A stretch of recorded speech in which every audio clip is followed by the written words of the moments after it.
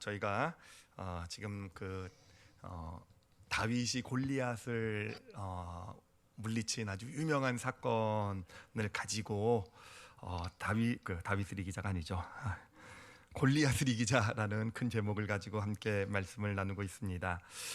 오늘은 함께 좀 생각해 보려고 하는 것이 무엇이냐면은 사울 왕은 왜 골리앗에 맞서지 못했을까를 생각을 해보려고 해요. 왜 맞서지 못했을까? 여러분, 다윗은 맞섰잖아요, 그렇죠? 다윗이요. 사울 왕과 다윗을 비교해 보면 사실은 둘은 비교가 안 됩니다. 이 당시 보면 다윗은 16밖에 안 되는 어린 소년이었고요, 그렇죠? 그리고 사울 왕은 이미 큰 용사로서 이름난 그런 하나님의 사람이 아니었습니까? 게다가 다윗은 뭐 전투 경험, 싸워본 경험조차 없는 그냥 양치기에 불과했고, 사울 왕은 정말 수많은 전쟁터를 누리며 수많은 대적들을 물리쳤던 그런 사람이 바로 사울 왕이에요. 게다가 뭐 무기도 다윗은 뭐 정말 아이들 가지고 노는 뭐 논다고 하면 좀 그렇지만 어찌됐든 그래도 이 돌팔매질, 이 물맷돌이 무기였는데, 사울 왕은 그 당시 이스라엘에서 가장 그래도 뛰어난 훌륭한 무기를 가지고 있지 않았습니까? 그럼에도 불구하고 다윗은 그렇죠, 당당히 맞섰는데 사울 왕은 맞서지 못했다라는 것이죠. 왜 그랬을까? 왜 맞서지 못했을까를 생각을 해보면 사실은 뭐 어렵진 않은 것 같아요. 저도 이제 사울 왕의 입장이 돼서 이렇게 생각을 해봤는데, 왜 못 맞섰을까? 처음에 뭐 딱 떠오르는 것은 뭐 거인이니까, 그렇죠? 나보다 워낙 힘도 세고 정말 엄청난 거인이니까 그래서 못 맞섰겠죠, 그렇죠? 그리고 또 좀 더 구체적으로 얘기하면은 워낙 무기에서도 차이가 나니까, 내가 뛰어난 무기를 가졌어도 이 골리앗이 가진 무기는 그 당시 청동기밖에 없는 이스라엘의 철기 무기를 가졌으니 비교도 안 되는 어떤 그런 무기, 어떤 자원을 가지고 있는 거죠, 그렇죠? 그런가 하면은 이것을 좀 더 좀 다른 측면에서 생각해봤어요. 왜 사울이 단순히 뭐 골리앗이 크고 대단하고 무기가 뭐 이런 걸 떠나서 마음속 깊이 있었던 어떤 그런 이유는 두려움이었겠다. 뭐에 대한 두려움이냐? 자기가 이제까지 이루어 놓은 것을 잃어버릴까봐. 그렇죠. 그냥 골리앗에 지는 거로 끝나는 것이 아니라, 골리앗으로 지면은요, 그동안 자기가 힘겹게 쌓아왔던 어떤 그런 왕으로서의 어떤 그런 위치, 이런 것을 다 잃어버릴 것 같은 두려움 때문에 맞서지 못했구나. 그리고 이것을 신앙적인 측면으로 분석을 해보면 뭐겠습니까? 왜 못 맞섰겠습니까? 하나님을요, 신뢰하지 못한 거죠, 그렇죠? 하나님께서 자신을 이기게 해주실 거라는 그런 믿음을 갖지 못했던 것이죠. 자, 이렇게 사울 왕이 왜 골리앗을 맞서지 못했을까를 이렇게 그냥 따져 보니까 이게 부딪혀 들어온 게 뭐냐면은 우리도 비슷하겠구나라는 사실이에요. 우리도 우리 삶에 골리앗이 딱 있을 때 사실 잘 맞서지 못하잖아요, 그렇죠? 어떤 골리앗과 같은 큰 문제가 내 앞을 가로막고 있고, 어떤 도전이 놓여져 있고요, 그렇죠?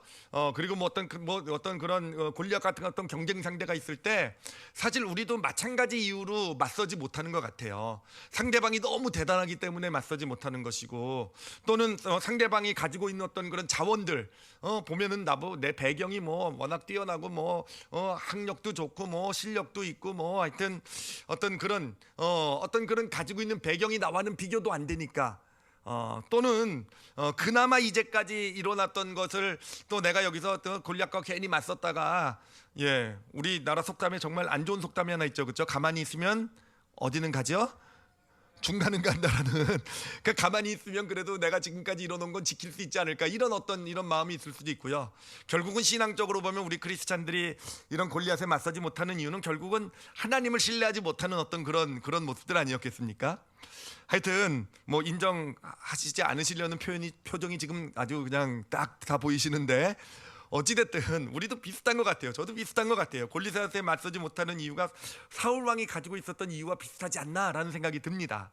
자, 그런데 여러분, 다윗은 맞섰잖아요, 그렇죠? 다윗은 당당하게 골리앗에게 맞섰잖아요, 그렇죠?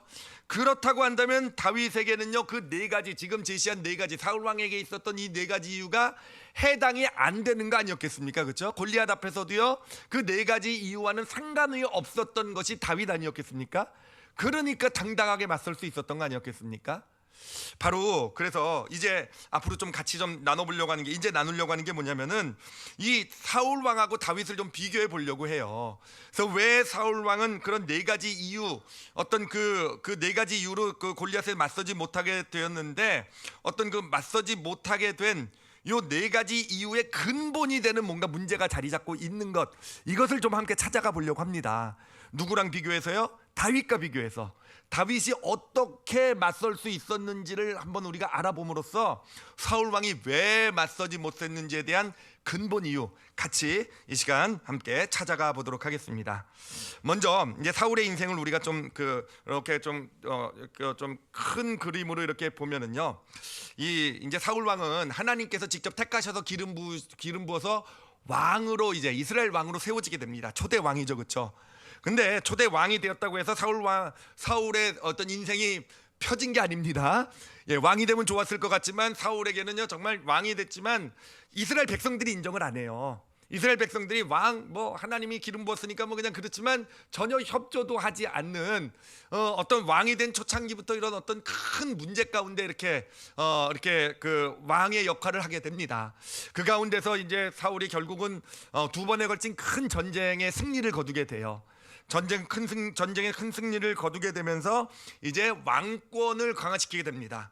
그래서 사람들도 사울 왕을 이제 왕으로서 인정하기 시작하게 되고, 막 왕궁도 짓고 군사도 거느리게 되는 그런 이제 왕으로서의 삶을 살아가게 돼요.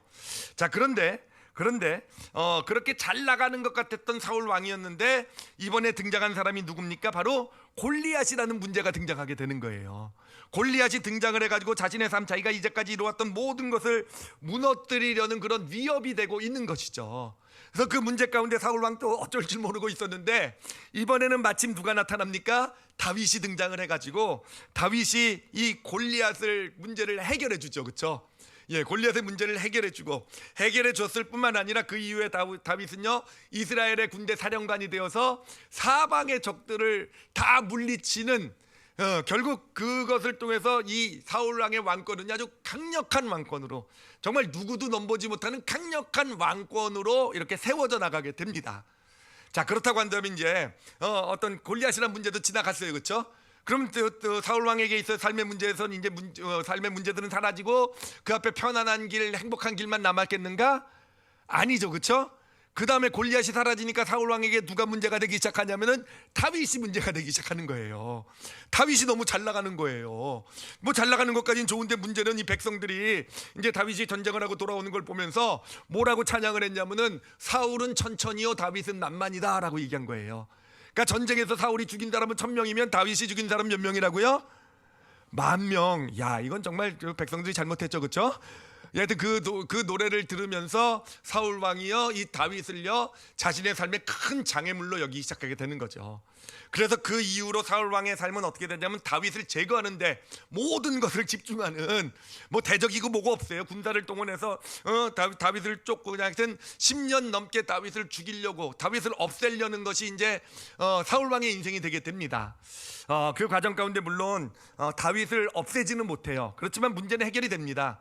왜냐하면 다윗이 쫓기는 인생을 10년 넘게 살다가 결국은 이스라엘 땅에서 머물지 못하고 이 블레셋으로 망명을 하게 돼요. 망명.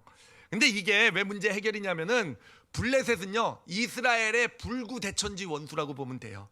이스라엘 백성들이 정말 원수처럼 생각하는 그런 나라가 블레셋이에요. 근데 다윗이 글로 건너가서 망명을 해서 블레셋 왕의 신하가 되었으니 이제는 다윗이 이스라엘에 돌아와서 사울 왕의 왕권을 위협할 수 있는 존재가 되지 못한 것입니다.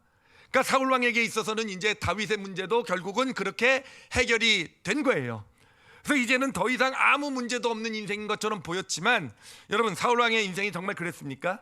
성경을 보면 사울 왕의 인생이 이제 다윗까지 이제 다 처리하고 나서는 잘 펼쳐져 나가는 행복하고 감사하고 만족이 넘친 인생이 되었습니까? 아니, 그렇지 않잖아요, 그렇죠? 그의 인생을 보면은요, 사울 왕의 인생은요, 이제는 점점 스스로 망가져가요. 폭군이 되어져 갑니다. 폭군이 되어져 가서 어떤 그 제사장들도 다 죽여버려요. 자신에게 있던 신하들도 의심하면서 신하들도 학살을 하게 되고요. 그러니까 좋은 신하들은 다 사울 왕으로부터 떠나가게 됩니다. 그러면서 이 사울 왕이 어디까지 망가지냐면은, 그래도 사울 왕이 하나님의 기름 부음을 받은 그런 왕이잖아요. 하나님께서 선택한. 사울 왕을 보면요, 예언도 했어요. 예언. 선지자들과 같이 어울려가지고 거기서 예언도 한 그런 사람이 사울 왕입니다. 혹시 여러분 여기 중에서 예언해 보신 분 계십니까? 그러니까 사울 왕이 믿음을 무시하면 안 돼요, 그렇죠? 그런 사울 왕인데 그가 말년에 누구를 찾아가냐면 점쟁이까지 찾아가요. 그만큼 망가져더니 스스로 비참한 최후를 맞이하게 된 왕이 바로 사울 왕, 그의 인생의 모습이 되는 것입니다. 자, 그렇다고 한다면 여러분 여기서 우리가 볼 수 있는 사실은 뭐냐면은, 그래요, 사울 왕 골리앗이 등장을 했을 때 사울 왕은요 자신의 문제가 골리앗이라고 생각을 했단 말이에요. 그렇죠? 골리앗만 해결하면은 어떤 자신의 삶이 잘 될 거라고 생각을 했지 않았겠습니까? 저 골리앗 때문에 라고 생각한 게 사울 왕이었지만, 여러분 골리앗이라는 문제가 해결됐다고 해서 사울 왕의 문제가 또 없어진 것입니까? 아니, 그 다음에 다윗이 나타났잖아요. 그렇죠? 다윗의 문제가 해결됐으니 이제 사울 왕은 끝났습니까? 정말 복된 인생을 살아가게 되었습니까? 아니잖아요. 이제는 뭔가 또 다른 문제들이 나타나가지고 점점 더 망가지는 인생을 살아가게 되잖아요. 자, 그러면 여기서 우리가 발견할 수 있는 사실은 뭐냐면은, 사울 왕의 진짜 문제는 골리앗이 아니었다라는 거예요. 사울 왕의 진짜 문제는요 다윗이 아니었다라는 거예요. 사울 왕의 진짜 문제는 왕이 되고 나서 왕권이 약한 게 진짜 문제가 아니었다라는 거예요. 사울 왕에게는 뭔가 근본적인, 이 초창기의 왕권이 약하고 블레셋 때문이고 다윗 때문이고가 아니라, 그에게는 어떤 눈에 보이는 이런 문제가 아니라 좀 더 뭔가 근본적인 문제가 있었다라는 거. 뭔가 근본적인 문제. 그래서 결국은 그 문제가 해결되지 못했기 때문에 점점 더 뭔가 눈에 보이는 큰 대적들은 자기가 이기고 원하는 길을 걸어갔을지 모르지만 그 인생은 점점 더 피폐해지고 망가지는 인생밖에는 되지 못했다라는 것입니다. 자, 이것은 어떻게 보면 이 사울 왕의 인생의 모습은 우리의 인생의 모습과도 비슷할지도 모르겠어요. 우리도 이렇게 살아가다 보면, 저도 그런 생각 많이 해요. 이렇게 어떤 큰 어려운 문제가 있으면요, 정말 요 문제만 해결되면 내 인생은 필 거다라는 생각을 많이 해요. 여러분 그런 생각 해보신 적 없으십니까? 정말 요 문제만 풀리면, 정말 정말 이 내 자녀가 좋은 데만 가면, 저는 지금도 그런 생각하고 있긴 한데, 내 인생은 풀릴 것이다, 탄탄대로일 것이다, 이제 고민도 없고 걱정도 없고, 뭔가 내 사업에서 정말 요 사업만 잘 되면, 우리도 늘 그렇게 생각하고 정말 요 문제만이라고 생각하지만, 그래요, 여러분 이 세상을 사는 대부분의 사람들의 삶은 그렇지가 못해요.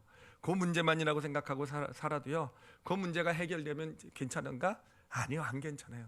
늘 여전히 또 문제는 있어요. 그렇죠? 내 삶을 정말 행복하고 만족하고 평안하지 못하게 하는 또 문제가 있는 것이고요. 그 문제가 해결되면 그럼 괜찮겠습니까? 아니죠. 점점 사울 왕처럼 아마 많은 대부분의 사람들이 그렇게 요 문제만 해결되며 하면서 살아가다가 어느샌가 점점 피폐해지는, 어느샌가 점점 스스로 무너지는 삶을 살아가고 있는 것이 우리 이 땅을 살아가는 많은 인생들의 모습이 아닐까 생각을 합니다. 그렇다고 한다면 마찬가지로 사울 왕과 마찬가지로 우리 삶의 문제는 눈앞에 보이는 요 블레셋이 문제가 아닐 수도 있다라는 거예요. 근본 문제는 뭔가 다른, 그거보다 더 근본이 되는 문제가, 사울 왕에게 있는 문제가 우리에게도 있을 수 있다라는 것이죠. 자, 그런데 여러분, 다윗은 좀 달랐어요. 다윗은요, 이 다윗의 삶을 보면요, 다윗의 삶도 인생에 문제가 많았어요. 다윗이라고 해서 그냥 늘 승승장구 잘 되고 평안하고 좋고 만족한 삶이 아니라, 다윗도요 정말 얼마나 힘들었습니까? 골리앗에 맞서야 되겠지만 맞섰지만 또 골리앗을 이긴 다음에 또 누가 그를 괴롭힙니까? 사울 왕이요. 그 왕이 정말 자기를 죽이려고 혈안이 되어서 쫓아다니는, 그래서 10년이 넘게 또 광야 생활을 쫓겨다니는 인생만 끝나면 삶이 그렇다고 해서 다윗의 삶이 핍니까? 그 다음에 망명했잖아요. 그렇죠? 하여튼 이렇게 어떤 정말 다윗의 삶도 보면 삶의 문제가 좀 해결된 것 같아도 또 문제가 있고, 또 다윗을 보면 특별히 자기의 실수나 자기의 잘못 때문에 오는 큰 문제나 아픔들도 있었잖아요. 그렇죠? 그 대표적인 것이 바세바와의 간음 사건, 그것을 통해서 정말 얼마나 큰 인생의 타격을 받게 됩니까? 그런데 여러분, 이 다윗의 삶이 다른 점은 뭐냐면은, 다윗도 그렇게 인생의 문제를 늘 어떤 계속된 문제를 겪고 살아왔어요. 그렇지만 다윗은 그 문제 하나하나를 통해서 쇠퇴하는 어떤 피폐해지는 인생의 길을 걸어간 것이 아니라, 다윗은 그 문제를 통과할수록 오히려 더 풍성한 삶을 향해 나가게 되었다는 거예요. 문제를 해결함으로써 오히려 하나님이 주시는 더 좋은 어떤 그런 축복된 삶을 향해 나가게 되었다는 거예요. 다윗은 문제를 해결해 가면서 오히려 더 좋은 사람이 되어져가는, 더 성숙해지는 그런 길을 걸어가게 되었다는 것입니다. 도대체 다윗은 뭐가 달랐을까라는 거예요. 이 사울 왕은 어떤 그런 문제를 겪으면서 이 문제만 하면서 가면서 해결은 해냈지만 피폐해지는 망가진 인생이었지만, 다윗은 어떤 그런 문제들 가운데서 그것이 쉽지만 않았지만 그 문제를 통과해 가면서 정말 점점 잘 되는, 정말 복받은 인생으로 세워져 나가게 된 것. 도대체 다윗과 사울 왕의 차이, 다윗이 가지고 있는 어떤 그런 믿음의 비결은 무엇이었을까라는 것입니다. 그 믿음의 비결을요, 물론 믿음의 비결이 다윗의 모든 사건 가운데 사실 다 나와 있긴 해요. 그런데 이렇게 딱 보이진 않습니다. 딱 보이진 않고 그 요소가 있긴 있는데 정말 자세히 보지 않으면 잘 안 보이는데, 다윗의 삶 가운데 어떤 한 사건이요, 아주 명확하게 그 다윗의 믿음의 비결을 보여줘요. 어떻게 다윗은 그런 정말 큰 문제를 겪으면서도 오히려 정말 더 나은 인생이 되어져 갔는가를 보여주는, 아주 적나라하게 보여주는 사건 제가 말씀드리도록 할게요. 이 사건은 어느 사건이냐면은, 다윗이 이제 왕이 되고 나서 이제 자식의 문제가 생깁니다. 어떤 문제냐면 조그만 문제가 아니라 아주 큰 문제가 생겨요. 그 자식 중에서 가장 잘나고 똑똑한 아들이 압살롬이라는 자식이었는데, 저는 압살롬 할 때마다 이름을 잘 줘야 되겠다는 생각은 늘 져요. 결국은 비슷하게 죽거든요. 근데 어찌됐든 정말 똑똑하고 잘난 아들이었어요. 그런데 그 아들이 반역을 일으킨 겁니다. 아빠에 대해서 반역을 일으키게 돼요. 근데 이 아들이 얼마나 똑똑한 아들이었냐면은, 다윗이요 이제 왕궁에 있다가 압살롬이 반역했다는 소식을 듣게 됩니다. 딱 소식을 들었을 때, 반역한 왕자가 압살롬이냐라고 물어보고요, 압살롬입니다 라고 대답했더니 다윗이 뭐라고 얘기하냐면, 그러면 우리 빨리 도망가자라고 얘기를 해요. 압살롬이 반역을 했을 정도면은 이미 모든 준비가 다 끝났을 것이다. 잠시라도 머뭇거리게 되면은 우리는 여기서 빠져나가지 못할 것이다. 그러니까 다윗도 안 겁니다. 이 압살롬이 얼마나 뛰어나고 어떤 잘난 자식인 건 안 거죠. 근데 사실은 압살롬이 반역을 저지른 것도 다윗의 잘못이에요. 다윗이요 뭐 다른 문제도 좀 있는 분이셨지만, 특히 자식에게는 문제가 많은 사람이었어요. 잘못 키웠어요. 그러니까 다윗에게 자식 양육은 이 다음에 천국 가서도 물어보지 마시기 바랍니다. 대표적으로 정말 자식을 편애하고, 혼내야 될 때 혼내지 못하고, 사랑해줘야 될 때 사랑해주지 못하고, 오히려 거꾸로 했던 사람이에요. 좀 혼내야 될 때 괜히 머뭇거리고, 사랑해줘야 될 때 괜히 외면하고, 뭐 이런, 하여튼 다윗의 문제였어요. 이 압살롬의 반역은 그 근본 원인이 다윗에 있어요. 다윗의 어떤 잘못이에요. 하여튼 어찌됐든 그렇게 해서 이제는 피난길을 떠나게 됩니다. 피난길을 급하게 떠나게 됐으니 압살롬에게 잡히면 안 되는 그런 상황에서 간이 가지고 떠난 것도 별로 없어요. 그냥 따라오는 사람도요, 그냥 몇몇 신하들, 그 주변에 있었던 호위하는 용사들 몇 명과 신하 몇 명밖에 안 되는, 그래서 예루살렘을 나와가지고 정말 불이 나게 지금 요단강을 건너서 주랭랑을 치게 됩니다. 원래 다윗은 또 도망 잘 다녀요, 그렇죠? 옛날부터 쫓겨다니는데 선수였잖아요, 그렇죠? 그래서 딱 도망을 가게 되는데, 어떤 일이 생기게 되냐면은, 이제 요단강을 건너려고 합니다. 요단강을 건너면 좀 안전해지는 거죠. 이제 강을 건너니까. 그래서 요단강을 건너려고 딱 가는데, 누가 나타나냐면은 그 사울 왕의 친족 중에서 시므이라는 사람이 있었어요. 사울 왕의 친족들이 대부분 다 죽었는데, 그 중에 이제 살아남은 사람 중에서 시므이라는 사람이 있었는데, 그 시므이가 바로 요단강 있는 데까지 다윗을 쫓아 나와 가지고는요, 다윗을 저주하기 시작한 거예요. 네가 지금 그렇게 비참한 신세가 돼가지고 이렇게 쫓겨나게 된 그 이유는 바로 네가 사울 왕의 친족들을 다 죽였기 때문이다. 하나님께서 너를 저주하시는 거다. 하나님께서 너에게 이런 아픔을 주는 것이다. 네가 자초한 것이다. 이렇게 저주를 하는 겁니다. 막 퍼붓는 거예요, 막 저주의 말을. 자, 그러니 여러분, 이런 말을 들었을 때 다윗의 마음이 어땠을 것 같습니까? 지금 정말 비참하게, 그것도 딴 사람도 아니고 아들에게 쫓겨가지고는 그래가지고 정말 다 버리고 정말 궁거리고, 하여튼 왕비들도 다 놔두고 갔어요. 그냥 다 버리고 그냥 정말 주랭랑을 치고 있는 그런 비참한 상태인데, 저 시므이라는 정말 시므이라는 정말 말도 안 되는 존재가 나타나서 자기를 막 저주하고 있는 거예요. 막 저주하고 있는 겁니다. 막 하나님의 이름으로 막 저주해요. 자, 그러니 이제 주변에 있었던 그 용사들이요, 그래도 용사들은 정말 역전의 용사들이거든요. 대단한 장수들이거든요. 이 용사들이요, 열을 받습니다. 그래서 다윗 왕에게 얘기를 해요. 뭐라고 얘기하냐면은 저 죽은 개 같은 존재가, 죽은, 그 성경 표현이에요. 제가 욕하는 거 아닙니다. 저 죽은 개 같은 존재가 라고 얘기를 해요. 시므이 보고 죽은 개 같은 존재죠. 사울왕의 친족 핏줄이니, 멸망당한 왕족의 어떤 핏줄이니, 정말 죽은 개 같은 존재인 거죠. 아무 목소리도 내지 못하고 그동안 그렇게 정말 죽은 듯 살아왔던 존재가, 저 죽은 개 같은 자가 어찌 왕을 저주하고 조롱할 수 있겠습니까? 왕이시여, 내가 나가서 저 시므이를 죽이겠습니다 라고 이렇게 얘기를 하게 돼요. 죽이겠습니다 라고. 여러분이 다윗이라면 어떻게 하겠습니까? 제가 다윗이었다 그러면은 당장 죽여라 뭐 이렇게 되지 않겠습니까? 자, 근데 여기에서요 진짜 정말 다윗의 놀라운 모습이 나타나요. 정말 이거는요 성경을 읽으면서도요, 야 정말 이건 정말 야 이렇게 반응할 수 있구나라는 것을 보여주는, 정말 그렇게 충격을 줬던 그런 반응을 다윗이 하게 됩니다.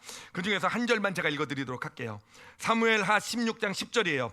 뭐라고 얘기하냐면 다윗이요, 왕이 이르되 수르야의 아들들아, 바로 용사들이에요. 수르야의 아들들이 용사들입니다. 그 형제들, 아주 유명한 용사들이에요. 수르야의 아들들아, 내가 너희와 무슨 상관이 있느냐? 그가 저주하는 것은 여호와께서 그에게 다윗을 저주하라 하심이니 내가 어찌 그리하였느냐 할 자가 누구겠느냐 하고. 이게 무슨 뜻이냐면요, 뭐 어느 정도 아시겠지만요, 이 수리아의 아들들이 용사들에게 시므이를 그냥 놓아두라는 거예요. 왜 놓아두라고 얘기하는 것입니까? 왜 그렇습니까?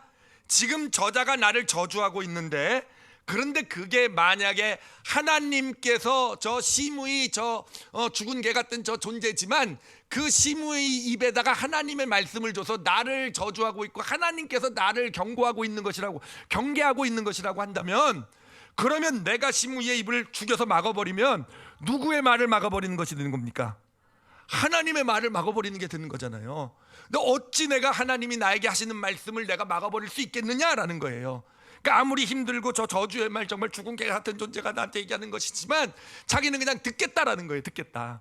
그러면서 뭐라고 또 얘기하냐면은, 혹시라도 저 시므이가 하는 말이 하나님이 주신 말씀이 아니라고 해도, 지금 시므이가 자기가 나를 저주하는 거라고 해도 하나님이 보실 때 내가 시므이 같은 저 죽은 개 같은 존재에게 저렇게 조롱받고 멸시당하고 저주당하는 걸 보면 하나님께서 얼마나 나를 긍휼하게 여기시겠느냐. 하나님께서, 그죠? 내 아들이 아무리 잘못했어도 좀 이상한 애가 와가지고 내 아들 막 욕하고 그러면 여러분 화나겠습니까? 안 나겠습니까? 열 받겠죠, 그렇죠? 아무리 지금 내 아들이 잘못하고 있어도 아빠인 내가 혼내, 네가 혼내냐 뭐 이러지 않겠습니까? 어찌됐든 그런 마음이에요. 그러니까 하나님이 나를 긍휼히 여기시지 않으시겠느냐? 그러니 죽이지 말고 놓아두라는 겁니다. 자, 정말 이게 놀라운 반응 아닙니까? 제가 사실 더 놀라운 건 뭐냐면은, 이제 다윗이 그리고 나서 이제 요단강 건너갔다가 전열을 정비하고, 그리고 이제 압살롬하고 압살롬 편하고 이렇게 전쟁을 해서 결국 압살롬이 죽습니다. 그리고 다윗이 다시 승리해서 예루살렘으로 돌아와요. 요단강을 건너서. 요단강 건너올 때 누가 있었냐면요, 그 앞에 나온 사람 중에서 누가 있었겠습니까? 시므이가요. 이제 난 죽었겠구나. 그리고 거기에 있었겠죠, 그렇죠? 그런데 다윗이 어떻게 했냐면 시므이를 용서해요. 시므이를 용서합니다. 그래도 어떤 시므이를 통해서, 시므이의 말이 하나님의 말은 아니었을지 모르지만 시므이를 통해서 자기가 경계를 받고 자신을 돌아볼 수 있었고, 어떤 이런 마음 가운데 시므이를 용서해주는, 정말 신하들도 다 놀라는, 정말 대단하죠, 그렇죠? 그래요. 자, 이 다윗의 모습을 보면은요, 뭔가 굉장히 특별해요, 그렇죠? 굉장히 특별해요. 뭔가 이 모습에서 정말 보통 일반적으로 볼 수 없는, 어떻게 이렇게 반응할 수 있을까라는 것, 그게 뭐 오른바른처럼 느껴져도 사실 이렇게 반응하는 게 쉽지 않은 거잖아요, 그렇죠?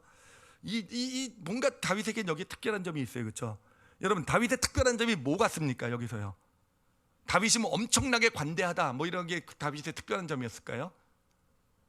아니요, 여기에요, 다윗의 진짜 특별한 점이 있어요. 정말 이 다윗의 이것이야말로요, 다윗의 전체 삶을 꿰뚫는 어떤 다윗의 어떤 그런 다윗의 어떤 특별함이에요.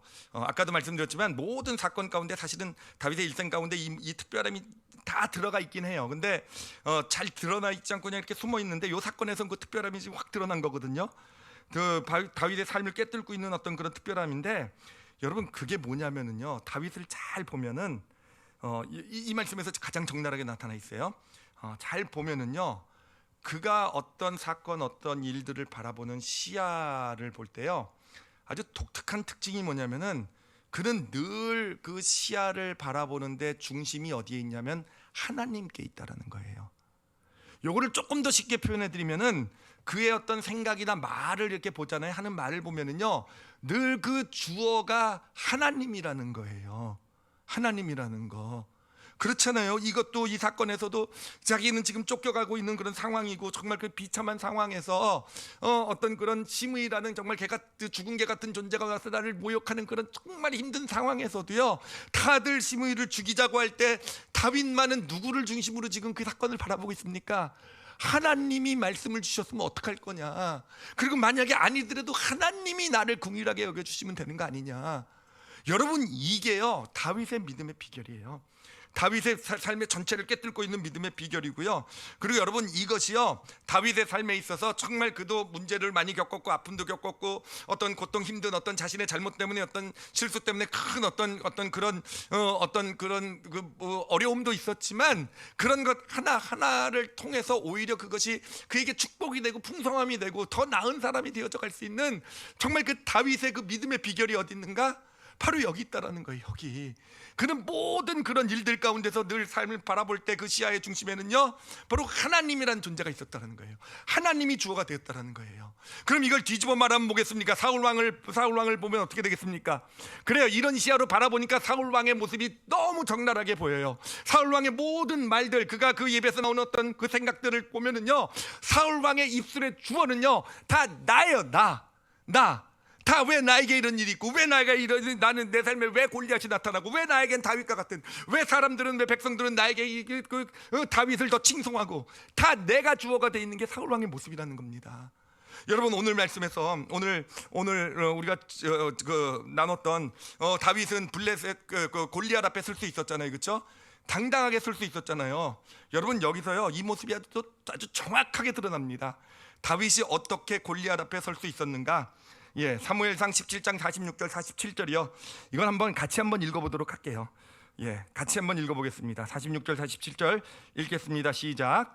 오늘 여호와께서 너를 내 손에 넘기시기리니 내가 너를 쳐서 내 목을 베고 블레셋 군대의 시체를 오늘 공중의 새와 땅의 들짐승에게 주어 온 땅으로 이스라엘의 하나님이 계신 줄을 알게 하겠고, 또 여호와의 구원하심이 칼과 창에 있지 아니함을 이 무리에게 알게 하리라. 전쟁은 여호와께 속한 것인즉 그가 너희를 우리 손에 넘기시리라. 여러분, 보이시죠? 그렇죠? 그냥 단순히 그냥 예전에 봤을 때 와, 다윗 믿음 좋구나, 하나님을 의지하는 믿음이 좋구나, 와, 하나님을 신뢰하고 있구나로 보였지만, 좀 더 구체적으로 보니까 구체적으로 지금 보게 되잖아요, 그렇죠? 예, 다윗의 어떤 생각, 위에서 나오는 이 말, 골리앗 앞에 나와서 하는 그 선포, 모든 것의 생각의 중심에 누가 자리 잡고 있습니까? 하나님이 자리 잡고 있잖아요, 그렇죠? 하나님께서 너를 내 손에 넘겨주실 거라고 얘기하고 있잖아요, 그렇죠? 여호와의 구원하심이 창과 칼에 있지 않다는 걸 나타내 보여줄 거라고 얘기하고 있잖아요, 그렇죠? 전쟁은 여호와께, 하나님에게 속한 것이 전쟁이다라고 얘기하고 있잖아요, 그렇죠? 그래요, 그가 여호와께서 너희를 우리 손에 넘길 것이다. 하나님, 주어가 하나님이 되고 있잖아요. 이거예요, 이게 다윗의 믿음. 여러분, 사울 왕이 아까 우리가 분석했듯이 사울 왕이 골리앗 앞에 맞서지 못한 이유가 네 가지라고 그랬잖아요, 그렇죠? 골리앗이 너무 커서, 그렇죠? 골리앗이 가진 것이 너무 뛰어나서 내가 가진 것을 다 잃어버릴까봐, 또 하나님을 신뢰하지 못해서 이거를 이유라고 분석을 했지만, 여러분, 그런 이유가 이런 분석을 할 수 있었던 근본이 뭐겠습니까? 사울 왕이 이런 네 가지 이유, 이 네 가지 이유의 그 근본에 뭐가 있겠습니까? 결국은 그런 이유가 나올 수밖에 없는 것은 사울 왕의 생각, 그 시야의 중심에 바로 내가 있었기 때문에 그런 거예요. 다 나예요, 나. 나보다 골리앗이 크고, 내가 가진 무기보다 골리앗이 가진 무기가 훨씬 크지 않느냐. 그래요. 어떤 그런 내가 이제까지 이뤄놓은 게 있었는데 그래도 그것까지 잊어버리면 어떡하냐. 하나님이 나를 도와주실 수 있겠느냐. 나. 그렇죠. 다 나잖아요, 그렇죠? 다 나예요. 그래요. 제가 오늘 말씀 이렇게 묵상 이렇게 깨닫고 하면서 이렇게 좀 이렇게 명확하게 좀 보이게 되는 것이 있었어요. 주변에 어떤 사람들을 보면서 정말 제가 잘 이해 못했던 그런 부분들이 있었거든요.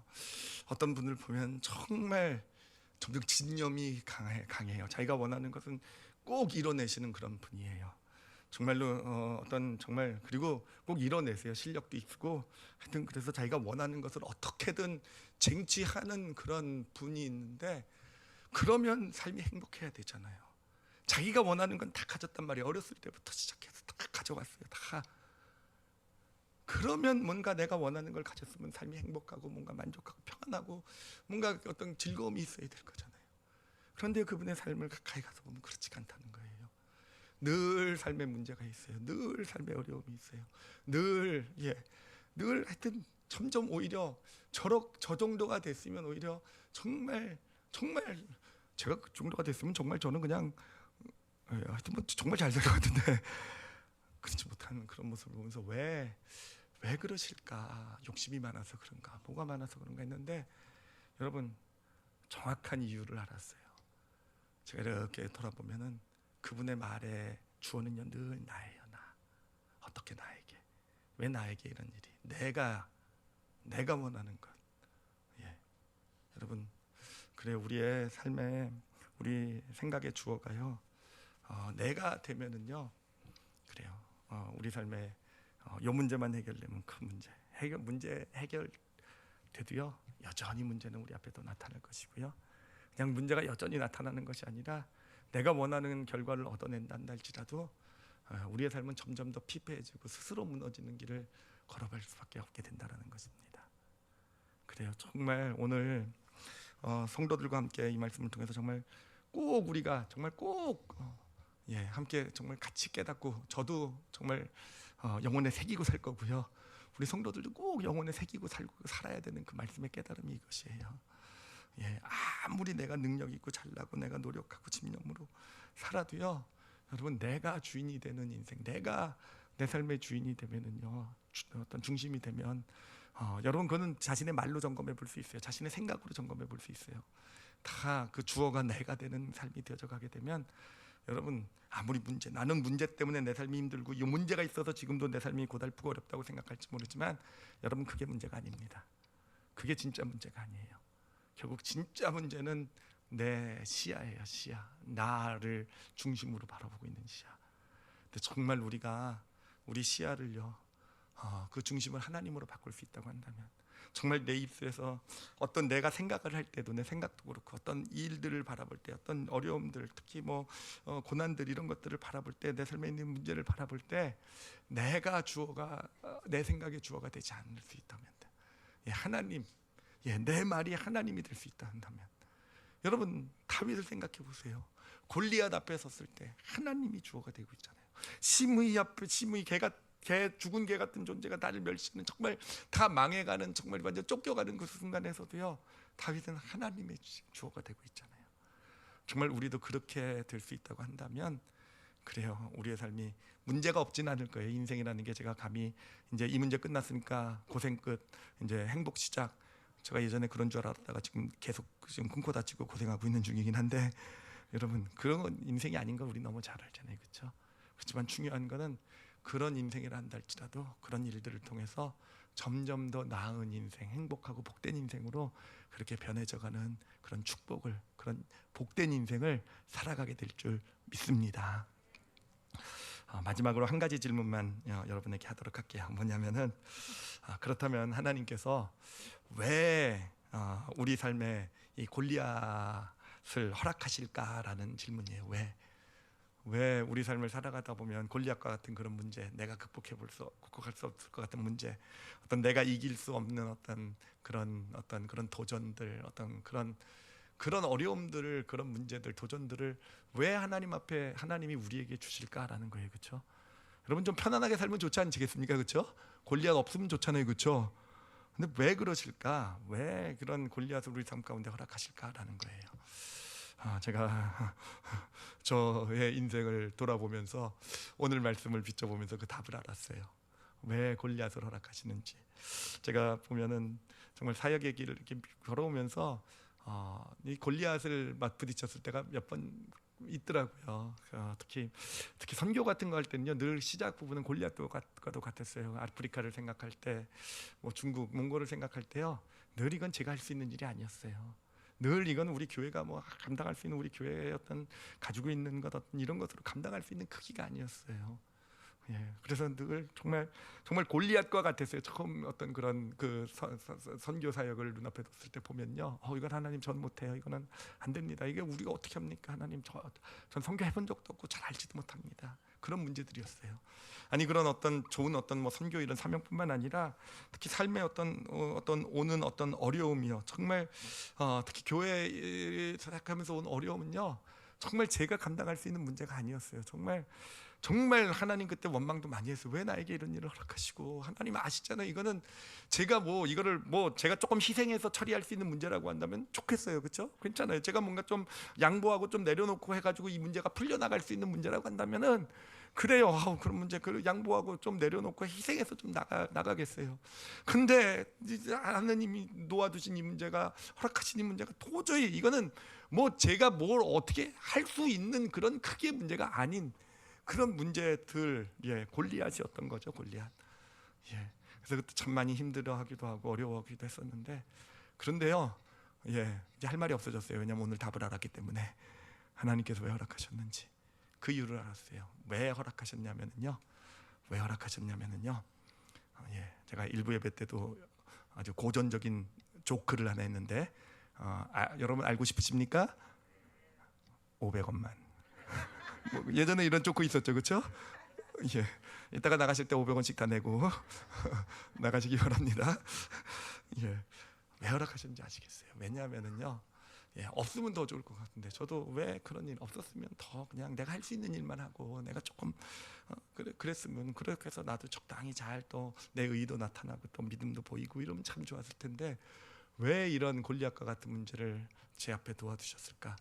그 이유가 뭐냐면은요, 제가 이렇게 제 경험을 돌아보면서 발견한 것이요, 결국은 제가 중국 선교를 갔잖아요. 결국은 몽골을 갔잖아요. 결국 아프리카에 갔잖아요.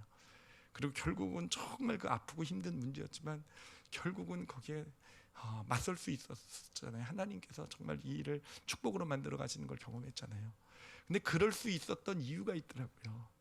그렇지 못했을 때 저의 모습은요, 늘 주어가 나였어요. 하나님, 내가 이걸 어떡합니까? 이건 내 힘으로는 안 됩니다. 내가 가진 건 안 됩니다. 근데 골리앗 앞에 맞서서 정말 죽을 것 같이 힘든 상황인데 결국은 맞서게 됐을 때 제 입술의 고백이 어떻게 변했는지 아십니까? 하나님은 하십니다. 하나님이 하셔야 됩니다. 하나님이 하실 줄 믿습니다. 하나님, 전 못해요. 하나님, 당신께서 하실 줄 믿습니다. 그래요. 우리에게 이 골리앗을 허락해 주시는 이유는 무엇이냐면은 바로 우리의 생각, 사고, 어떤 말의 주어를 바꾸시기 위해서 그러시는 거예요. 우리는 그냥 내가 할 수 있는 일, 이런 일들 가운데서는 우리는 늘 내가 주어가 되게 돼 있어요. 내가 주어가 되고 내가 할 수 있고. 그런데 이 골리앗들 앞에 서게 됐을 때, 정말 우리가 하나님께 도움을 무릎 꿇게 되었을 때 우리의 시야가 바뀌게 됩니다. 하나님 중심으로. 그래요. 우리의 말에, 생각의 주어가 바뀌게 되는 거예요. 하나님으로 바뀌게 되는 거. 그래요. 우리의 관심은 이 문제가 해결되는 데 있을지, 이 골리앗을 물리치는 데 있을지 모르겠지만, 하나님의 관심은요, 그 골리앗에게 있는 게 아니더라고요. 와, 내가 골리앗 이길 수 있어가 아니라, 하나님의 진짜 관심은요, 바로 우리가 삶의 시야가 하나님으로 바뀌어가기를 원하시는 거예요. 주어가 나에서 하나님으로 바뀌어가기를 원하시는 거예요. 그렇게 바뀌어가게 되면서 하나님은 아시기 때문에 그런 인생이 되게 될 때 내가 얼마나, 그 인생이 얼마나 복된 인생이 될 수 있고, 그 인생이 얼마나 정말 하나님이 주시는 참된 풍요로움을 느낄 수 있고, 정말 삶의 문제는 여전히 있을지 모르지만 그 안에서도 정말 하나님이 주시는 평안을 누리고 기쁨을 누리면서 정말 만족한 더 나은 인생을 향해 나갈 수 있는지를 하나님이 아시기 때문에 우리에게 이 골리앗을 허락해 주시는 줄 믿습니다. 여러분, 지금 아마 우리 성도들, 여기 계신 분들 삶 가운데서도 골리앗 같은 문제가 지금 딱 앞을 가로막고 계신 분들도 계신 줄 믿습니다. 이건 믿는 게 아니라 계실 것입니다. 자, 그렇다고 한다면은요, 여러분, 왜 하나님께서 우리 삶에 골리앗을 허락해 주셨습니까? 뭐라 그랬죠? 답이요? 이거 정말 중요한 거예요. 여러분, 답 안 해주시면은요, 여러분 깨달을 때까지 한 30분 설교 더 할 겁니다. 지금 끝내려고 했는데. 여러분 이해해야 되니까. 여러분, 왜 우리 삶에 하나님께서 골리앗을 허락하십니까? 혹시 여러분 순진하세요. 이렇게 또 협박하니까 말 잘 들어주시고 대답도 해주시고. 정말 꼭 기억하시기 바랍니다. 오늘 말씀에서요. 우리 삶에 골리앗을 허락하신 이유, 정말 왜 이런 질병이 나에게 있고 우리 가정에 있고 내 자녀의 문제가 골리앗같이 크고 보이고 어떤 우리 가정에 내 어떤 하는 일, 여러분 아시겠죠? 우리의 관심은 요 문제에 있을지 모르지만 하나님의 관심은요, 내 삶의 주어를 바꾸시기 위해서예요. 하나님으로요. 그러니까 여러분 우리가요 그 주어를 바꿔가잖아요. 그럼 여러분 저는 하나님이 반드시 역사하실 것이라고 확신합니다. 그게 하나님의 목적이니까. 정말 우리가 다윗이 그렇게 당당하게 그렇게 골리앗 앞에 하나님이 주어로 서시는 것, 하나님이 보시는 건 그거예요. 그렇죠? 하나님에게 골리앗이 문제겠습니까? 하나님의 관심은 거기 있는 거예요. 다윗이 여호와 하나님께서, 이 전쟁은 하나님께서 보시길 원하시는 것. 다윗이 자기의 실수로 인해서 압살롬에게 쫓겨가는 그런 인생, 그런 삶을 살아가고 있지만, 그런 어떤 힘들고 비참한 상황에 있지만, 그런 상황, 그런 데서 조롱하는 그런 말을 듣고도요, 그가 정말 하나님께서 혹시 하나님이 정말 보기를 원하시는 거 그거예요. 그걸로요 저는 게임이 끝났다라고 생각합니다. 그 다음부터 하나님이 역사하시는 것이고요, 그 모든 일을 축복으로 바꾸러 가시는 하나님의 함께하심이 나타나게 될 줄 믿습니다. 여러분 기억해야 될 것은요, 골리앗에 맞서는 것 하나님이 주어가 되는 거예요. 그렇게 될 때 하나님이 이기세요. 근데 다윗 같은 경우에는 그냥 돌팔매질 한 번으로 이겼지만, 우리는 한 번으로 못 이길 수도 있어요. 한 번이 아니라 아마 여러 하나님께서 승리하시는 길을 좀 걸어가게 하실 겁니다. 그리고 하나님이 걸어가게 하시는 길은요, 우리 생각 내 방법과는 달라요.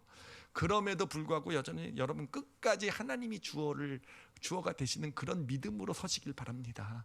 그래요. 하나님 주어가 된 믿음으로 시작하시고, 내 뜻대로 안 돼요. 내가 하나님 주어로 했는데 좀 더 상황이 또 더 안 좋아진 것 같고, 그때도 하나님이 주어로 또 고백을 하세요. 그것도 내가 원하는 대로 안 돼도 하나님을 주어로, 하나님 우리가 그 훈련을 받길 원하시는 거예요. 그렇게 하나님 끝까지 내 생각, 내 믿음, 세상은요 계속해서 나를 주어로 삼으려고 만들려고 해요.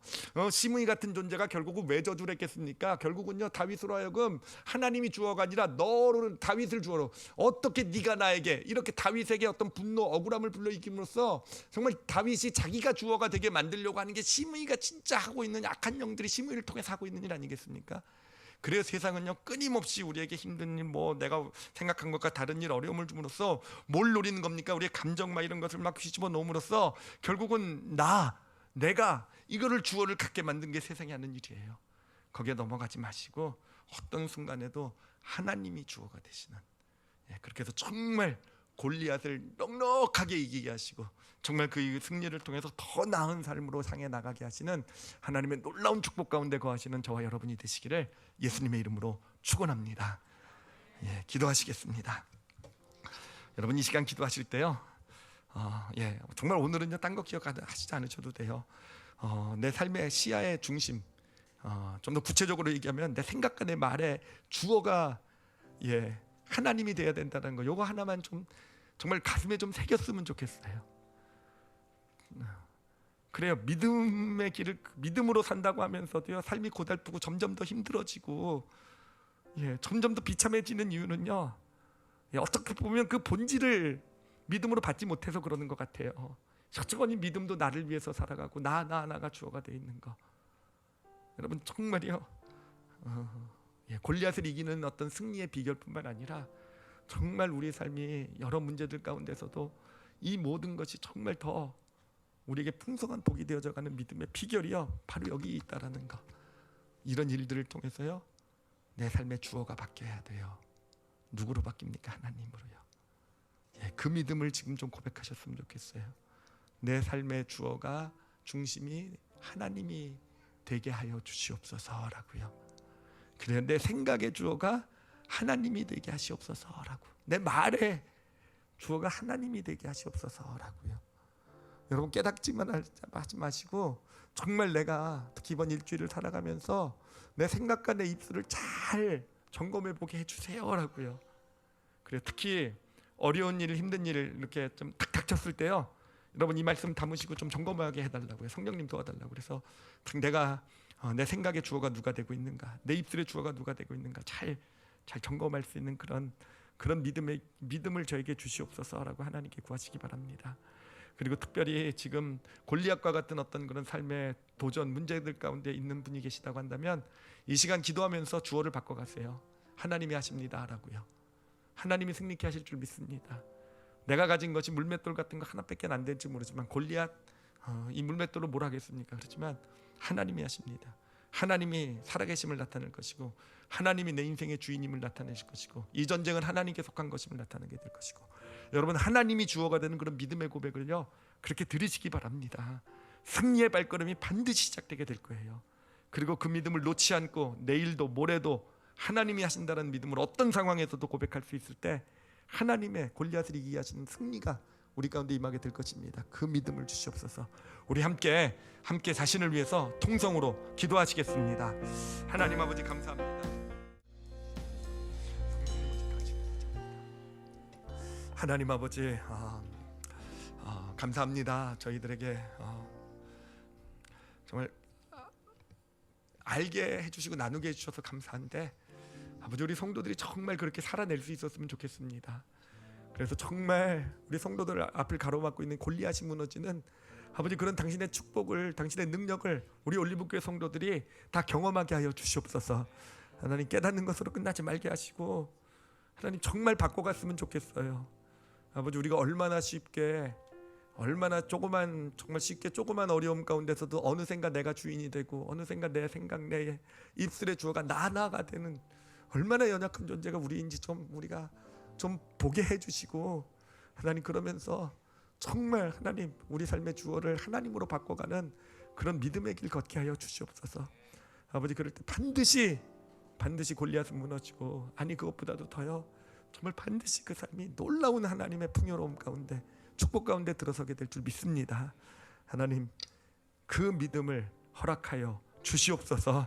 하나님 입술이 생각이 바뀌게 하여 주시옵소서. 아버지께 감사드리며 예수님 이름으로 기도드렸사옵나이다. 아멘. 아멘.